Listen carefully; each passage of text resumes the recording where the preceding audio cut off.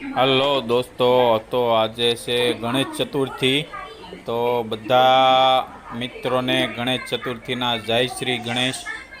તો જો આ ગણપતિ દાદાને ભાવતું ભોજન બની રહ્યું છે, એટલે કે લાડવા. જો આ લાડવા બની રહ્યા છે, જો આ પેલા મુઠિયા તળવા પડે, પછી આ મિક્સરમાં નાખશે.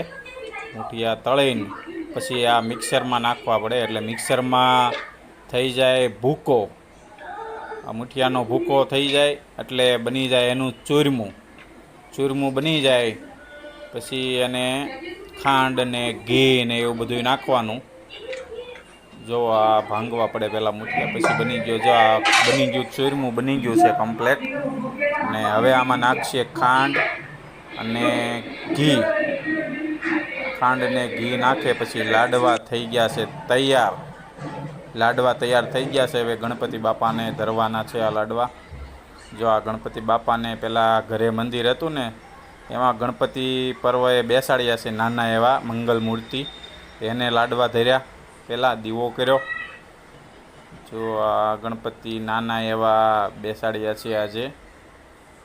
પછી ધર્યા ભગવાનને લાડવા. ને પછી અમારી સોસાયટીમાં ગણપતિ બેસાડે છે, ત્યાં પણ લાડવા ધરવા ગયો પર્વ.